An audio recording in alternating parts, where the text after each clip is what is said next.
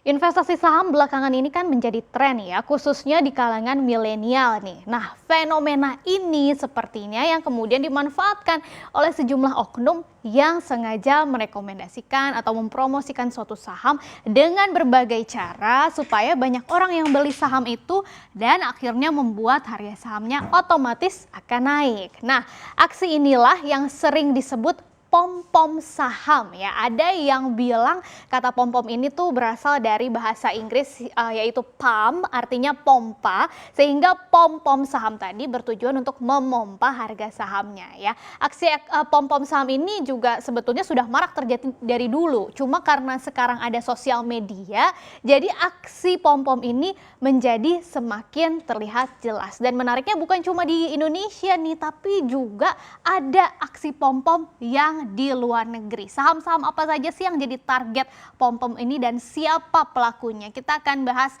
bersama. Kita mulai dulu dari yang terbaru ya. Ini yang terjadi di saham Hyundai Motor dan Kia Motors. Jadi di bulan Januari kemarin nih, kedua saham ini itu sempat melesat sekitar 20%-an ya masing-masing setelah ada sejumlah media yang melaporkan Apple, yaitu perusahaan Amerika Serikat ini hampir menyelesaikan kesepakatan dengan Hyundai dan Kia untuk memproduksi mobil listrik Apple Car. Dan ini mengutip pernyataan seorang sumber anonim yang mengetahui rencana tersebut gitu ya. Tapi kebetulan saat itu manajemen Hyundai-nya sendiri juga mengeluarkan pernyataan nih yang memang menyebut sedang dalam proses diskusi dengan Apple. Tapi karena masih tahap awal katanya belum ada yang diputuskan.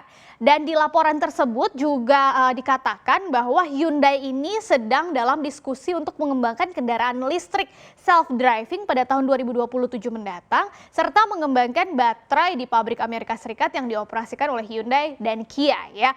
Tapi belum jelas nih apakah maksudnya ini juga yang dibahas dengan Apple tadi atau beda lagi, ada hal lain yang dibahas dengan Apple. Saat itu Apple menolak berkomentar ketika ditanyakan lebih lanjut ya. Nah, yang jadi masalah beberapa hari setelahnya Hyundai merilis lagi pernyataan baru tentang hal itu juga, tapi justru sama sekali tidak menyebut Apple. Jadi cuma ditulis di situ bahwa Hyundai sedang mendapatkan permintaan untuk kerjasama dalam mengembangkan kendaraan listrik otonom dari berbagai perusahaan. Jadi tidak spesifik disebutkan satu perusahaan. Padahal pernyataan sebelumnya ada kata-kata Apple di situ. Tapi investor nih kelihatannya sudah terlanjur tergiur dengan rumor pasar tadi yang memang menyebutkan dengan jelas bahwa Apple dan Hyundai itu akan bekerja sama untuk mobil listrik. Dan yang terbaru kemarin itu dalam keterbukaan informasi di bursa saham Korea Selatan, Hyundai menegaskan lagi, baru kali ini ya ditegaskan tidak sedang dalam pembicaraan dengan Apple tentang kendaraan otonom tadi. Nah, langsunglah harga sahamnya Hyundai dan Kia ini ambles ya. Kemarin Hyundai-nya turun sampai 4%, bahkan Kia itu sudah turun sampai 12%. Walaupun Hyundai di perdagangan hari ini sudah kembali naik ya. Jadi bisa dibilang nih kenaikan harga saham Hyundai dan Kia kemarin itu memang terpom-pom rumor pasar, walaupun ada unsur miskomunikasi juga nih dari Hyundai-nya yang akhirnya membuat pasar meresponnya terlalu positif gitu ya. Nah, saham apa lagi nih yang jadi target pom-pom di luar negeri? Kita bahas nih, salah satu tokoh yang sering mempengaruhi pergerakan harga saham adalah orang terkaya di dunia justru. Ini yang juga merupakan CEO Tesla, yaitu Elon Musk ya. Jadi Elon Musk ini kan aktifnya di Twitter nih, punya followersnya sampai lebih dari 40 juta atau 44 jutaan. Nah, beberapa kali setiap Elon Musk ini nge-tweet apapun yang menyinggung suatu perusahaan, biasanya sahamnya itu langsung naik signifikan. Misalnya kita lihat saham Tesla ya, sebetulnya wajar dong kalau Elon Musk ini nge-tweet apapun tentang Tesla karena kan memang Elon Musk CEO-nya ya. Tapi ternyata ini juga berdampak ke saham Tesla yang sepanjang 2020 kemarin saja itu sudah meroket sampai 740% ya. Ada juga saham-saham lainnya yang sempat disinggung oleh Elon Musk di Twitternya, misalnya yaitu perusahaan e-commerce Amerika Serikat yang fokus di produk handmade atau juga vintage, barang-barang vintage yaitu Etsy. Dan sebetulnya Elon Musk waktu itu lucunya cuma nge-tweet, I kinda love Etsy. Jadi orang terkaya sukanya barang-barang seperti handmade milik Etsy juga ya. Tapi investor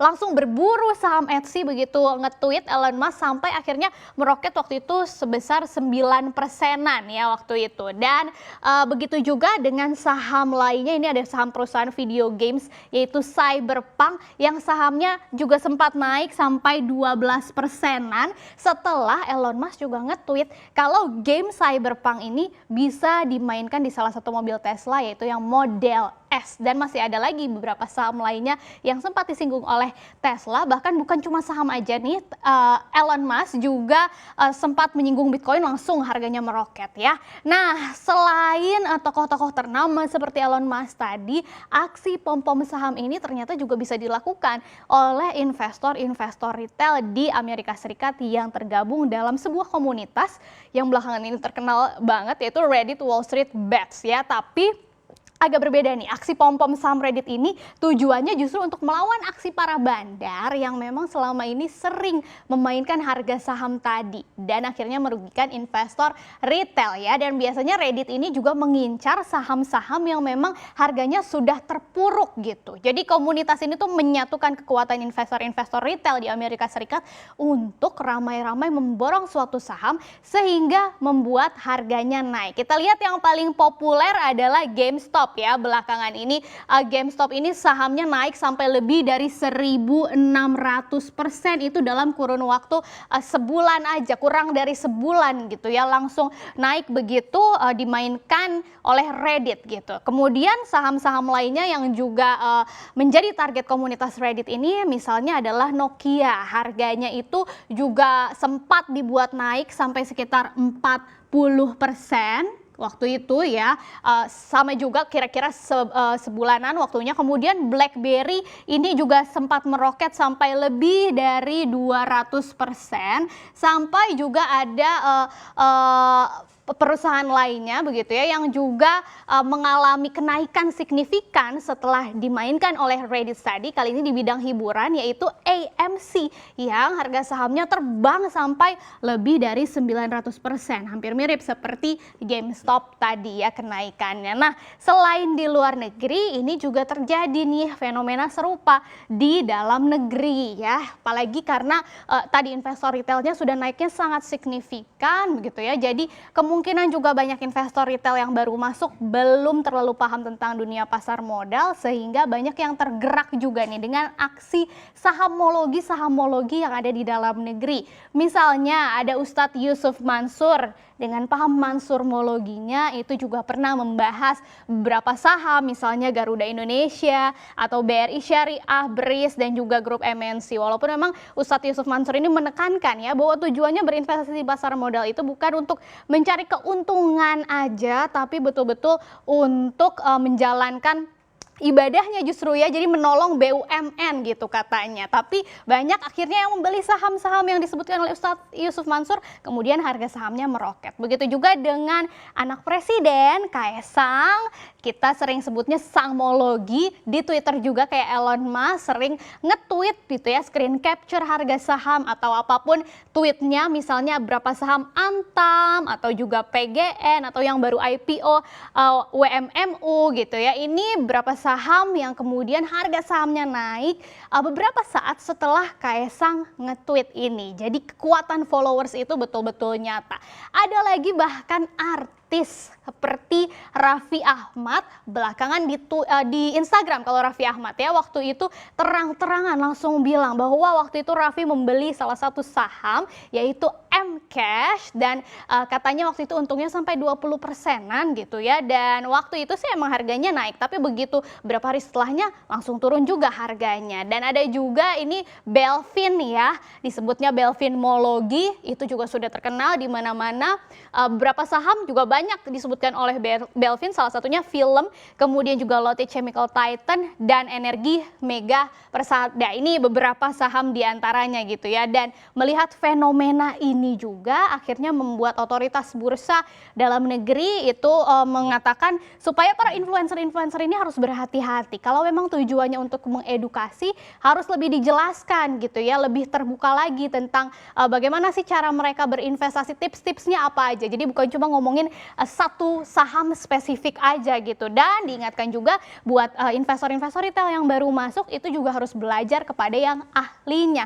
Bukan cuma di Indonesia, otoritas bursa di luar negeri juga akhirnya memutuskan untuk mengamati pergerakan saham lebih detil lagi begitu ya, setelah yang terjadi ada saham-saham yang naik signifikan dalam waktu cepat sehingga akan diawasi lebih lanjut lagi. Dan belakangan juga tersebar sebuah petisi gitu ya di dalam negeri yang mewakili para investor retail yang mengatakan bursa, otoritas bursa atau regulator itu juga harus bertindak kepada para pompomers yang telah merugikan banyak investor retail. Jadi sampai sebegitunya ya hasil dari kerja pompomers tadi membuat investor retail akhirnya justru bersatu sebetulnya. Nah, lebih bagus lagi kalau akhirnya membuat kita belajar pastinya ya, apalagi yang baru-baru masuk, supaya jangan mudah tergiur dengan aksi pom-pomer saham ini. Walaupun mungkin kelihatannya naiknya